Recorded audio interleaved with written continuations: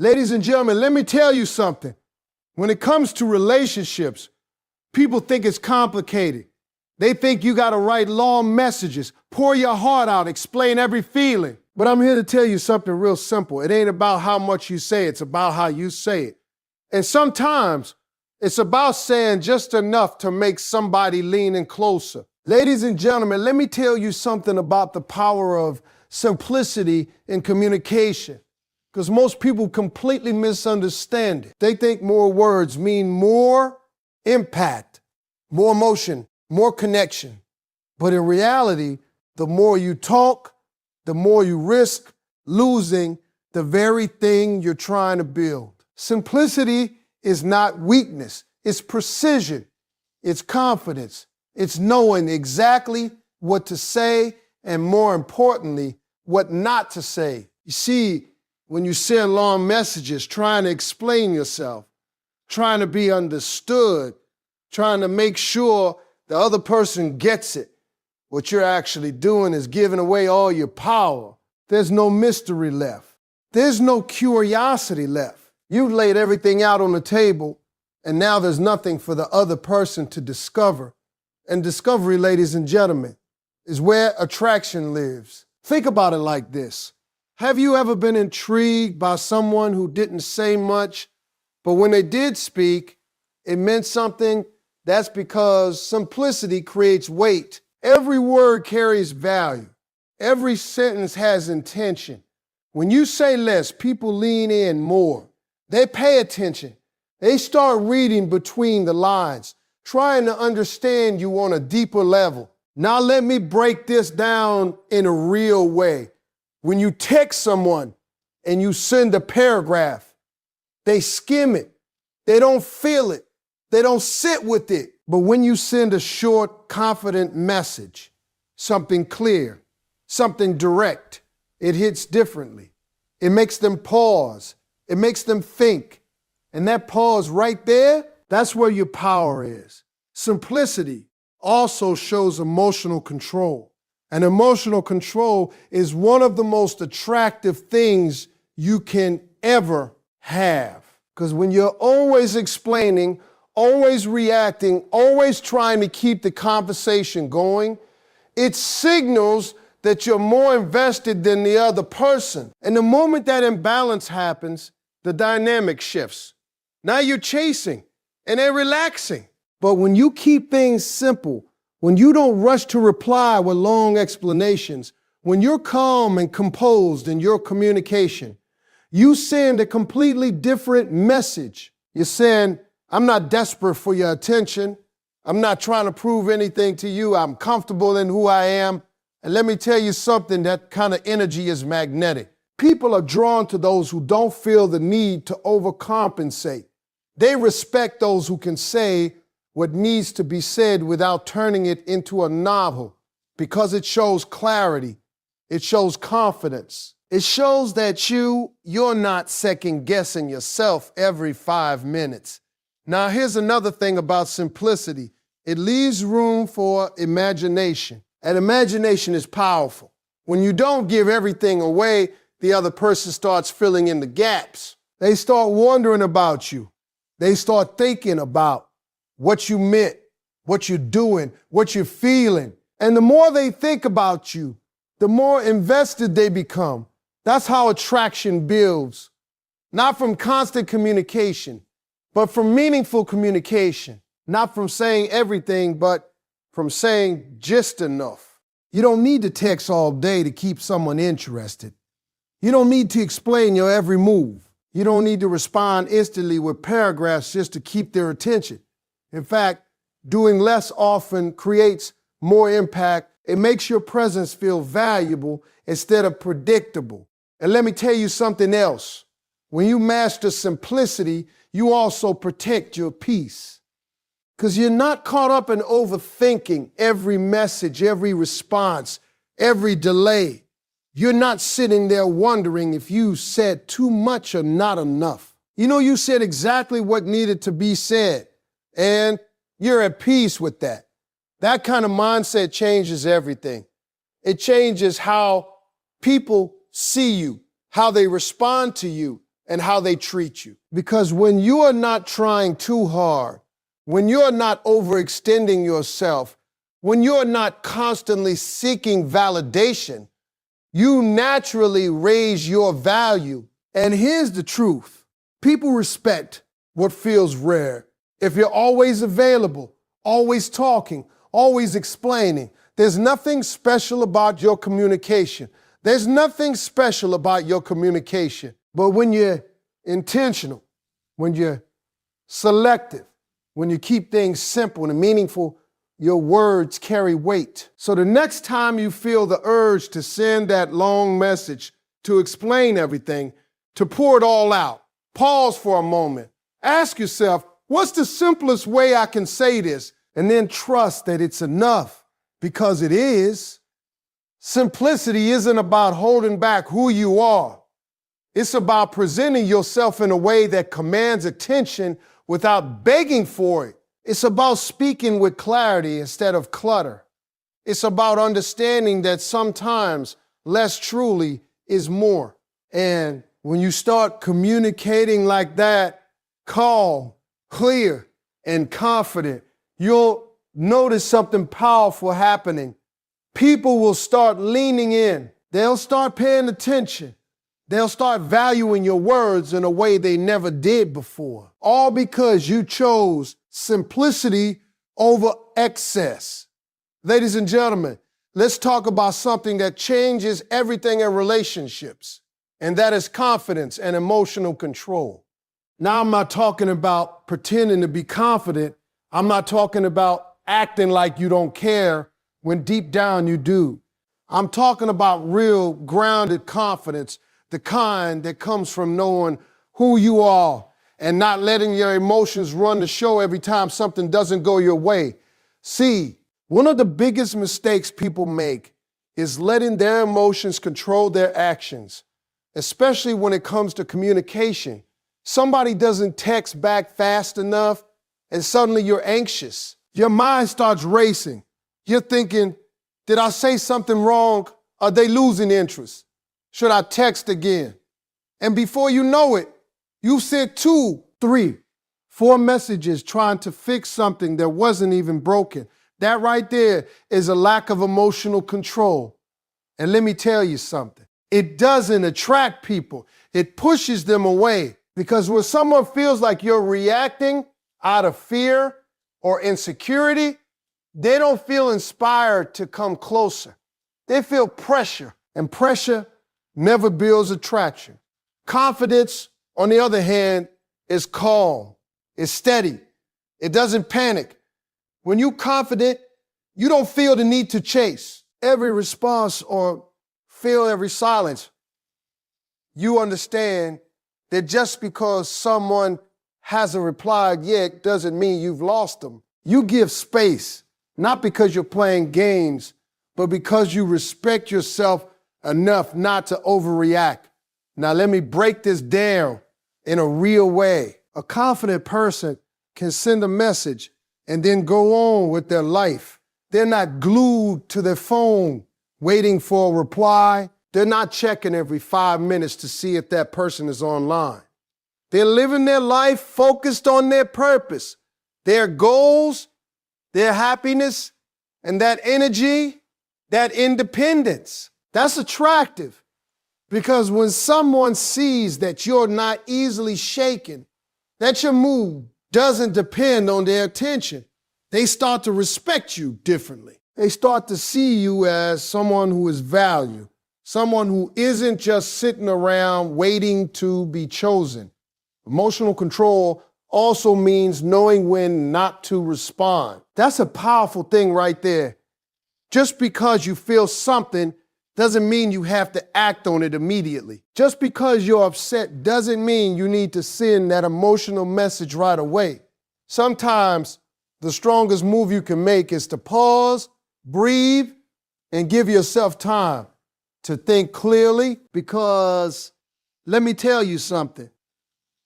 Messages sent in emotional moments are usually the ones you regret. That long paragraph explaining your feelings, that frustrated text asking, Why didn't you reply that emotional reaction, trying to get reassurance, all of that comes from a place of instability, and instability creates doubt in the other person's mind. But when you have emotional control, you respond instead of react. You choose your words carefully. You don't let temporary feelings create permanent impressions. And that kind of discipline, that's rare. That's powerful. Now here's the truth. People are naturally drawn to those who seem in control of themselves. Not perfect, not emotionless, but balanced.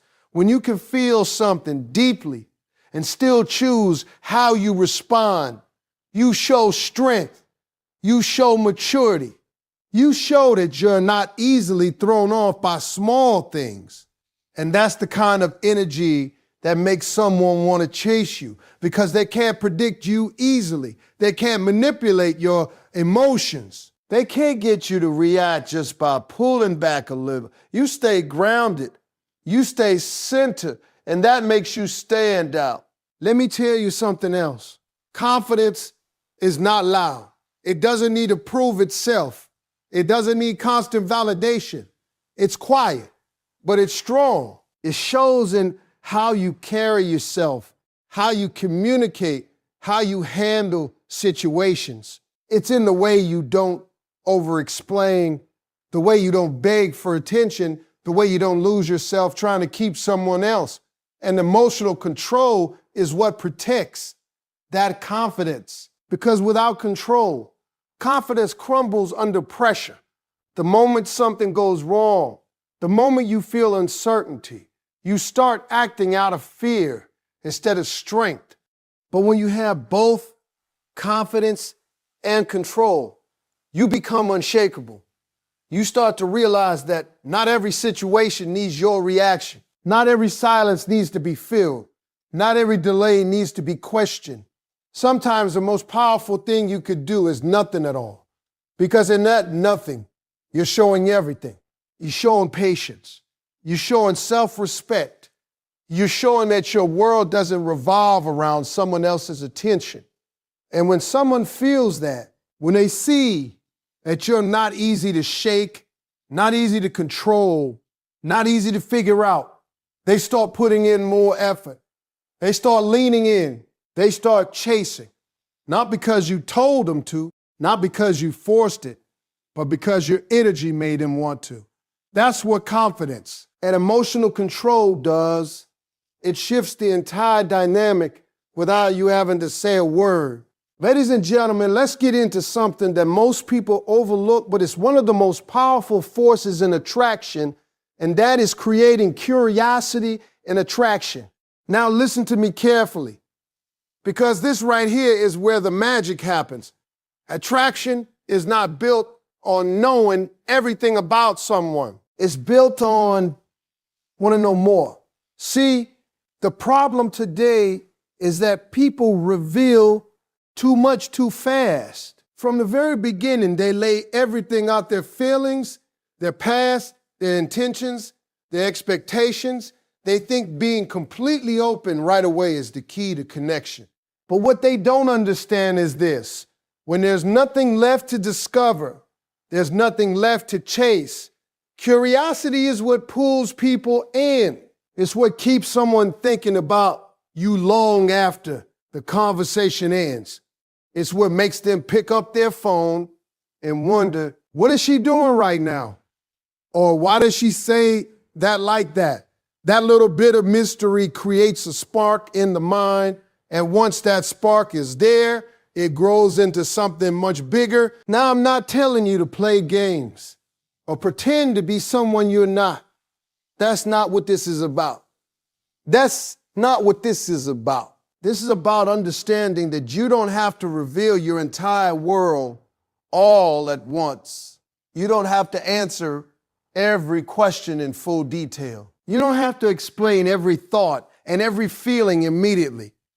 You can let things unfold, because when you let things unfold naturally, you give the other person a reason to stay engaged. You give them a reason to keep asking to keep showing interest, to keep coming back for more. And that's how attraction builds. Layer by layer, moment by moment. Think about it like your favorite movie. If someone told you the entire story before you even watched it, would you still feel the same excitement? Probably not, because the excitement comes from the unknown. It comes from wondering what's going to happen next. It comes from being pulled into something you don't fully understand yet. That's exactly how attraction works between people. When you create curiosity, you become unforgettable. Not because you said the most, but because you said just enough to leave an impression. You gave them something to think about. You made them feel something they couldn't fully explain. And when people feel something they can't fully explain, they keep coming back to figure it out. Now let me tell you something real. Predictability kills attraction. If someone always knows exactly what you're going to say, how you're going to respond, when you're going to text, there's no excitement in that. There's no challenge. There's no reason for them to invest more. But when there's a little unpredictability, when there's a little mystery, when they're not quite sure what you're thinking or what you're going to do next, that's when their interest grows. That's when they start paying more attention. That's when they start chasing.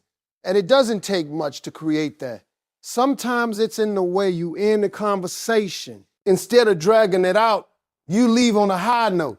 Sometimes it's in the way you respond, short, confident, and just a little bit intriguing.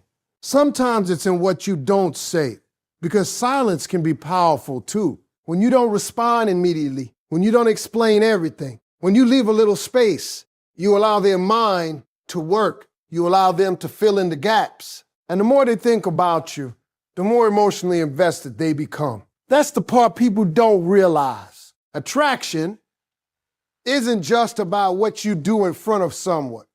It's about what they think about when you're not there. If you can stay on their mind, what? Whoa.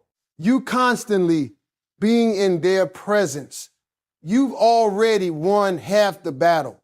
Now here's something important.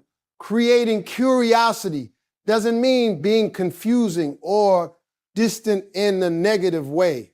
It means being intentional. It means understanding that you don't have to give everything all at once. You could be warm, you could be kind, you could be engaging, but still leave room for discovery. Because discovery is exciting. Discovery makes people feel like they're earning something. And when someone feels like they're earning your attention, your time, your energy, they value it more. Let me say that again, they value it more. People don't appreciate what comes too easy. That's just human nature. But when there's a process, when there's a journey, when there's something to figure out, something to uncover, something to work toward, that's when real attraction starts to take shape.